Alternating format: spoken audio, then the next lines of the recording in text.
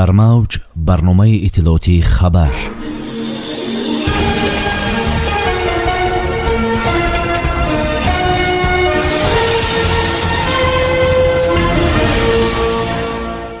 давоми як ҳафтаи охир нархи сӯзишворӣ аз ҷумла гази моеъ ва бензин дар Тоҷикистон ба таври назаррас боло рафтааст. Арабистони Саудӣ додани виза барои Тоҷикистонро осонтар кард.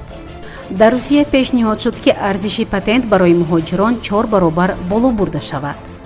зиёда аз 370 нафар сокинони вилоятҳои шимолу шарқии Чин аз обхезиҳо зарар диданд. дар натиҷаи сӯхтор дар шимолу шарқии Фаронса 11 нафар ба ҳалокат расиданд.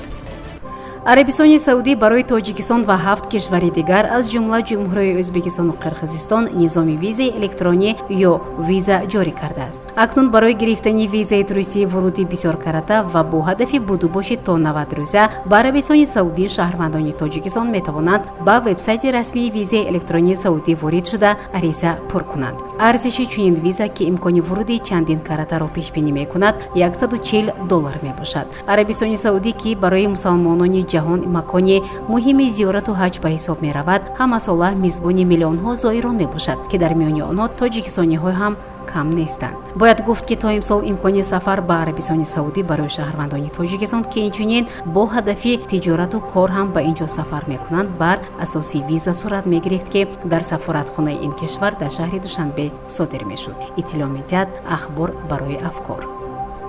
санаи 10 август дар нуқтаҳои фурӯши сӯзишворӣ нархи 1 литр гази моеъ то 4 сомонию 80 дирҳам буд. ҳолон ки як ҳафта пеш нархи 1 литр гази моеъ, ки ронандагони тоҷик аз он истифода мебаранд, аз 4 сомонӣ камтар буд. бензин ҳам назар ба ҳафтаи гузашта гаронтар шудааст. ронандагон мегӯянд, агар аввали моҳи август 1 литр бензини АИ 92 то 9 сомонию 20 дирҳам буд, пас имрӯз то 9 сомонию 80 дирҳам 10 сомонӣ расидааст. нархи 1 литр бензини навъи 95 аз 10 сомонӣ гузаштааст.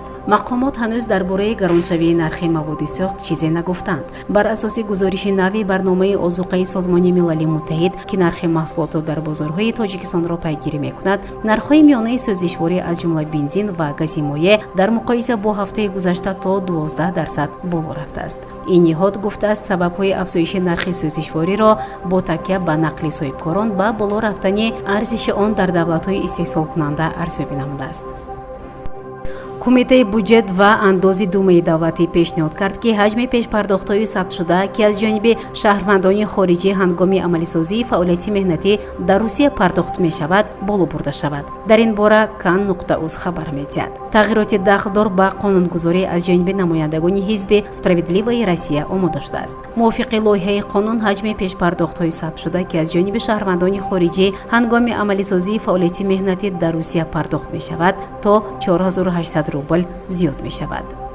беш аз 370 нафар сокинони вилоятҳои шимолу шарқии ҷумҳурии мардуми Чин аз обхезиҳо зарар диданд. таври Амид Ховар бо истинод ба агентии Белта иттилоъ медиҳад. дар ин хусус агентии Синхуа хабар додааст. гуфта мешавад, ки бинобар шамолҳои шадид, жола ва обхезиҳое, ки тӯфони Доксюрӣ ба амал овард, беш аз 187 000 сокини маҳаллӣ дар вилояти Ҳелутунсян кӯчонида шуданд. бориш беш аз 258 гектар замини киштро хароб намудааст, ки дар натиҷаи офатҳои табиӣ беш аз 23 000 манзил, инчунин 149 роҳрав осеб дида ё пурра хароб гардидааст. ҳалокати 11 нафар, ки дар натиҷаи сӯхтор дар хонаи истироҳатии маёбон дар коммунаи Винсейнам дар шимолу шарқии Фаронса ба амал омад, рӯзи чоршанбеи ҳафтаи равон тасдиқ гардид. дар ин хусус Амид Ховар бо истинод ба Синхуа иттилоъ медиҳад. дар бинои мазкур гурӯҳи шахсони имкониятшон маҳдуд, ки аз шаҳри Нантии Фаронса омада буданд, истиқомат менамуданд. дар мавҷ барномаи иттилоотии хабар.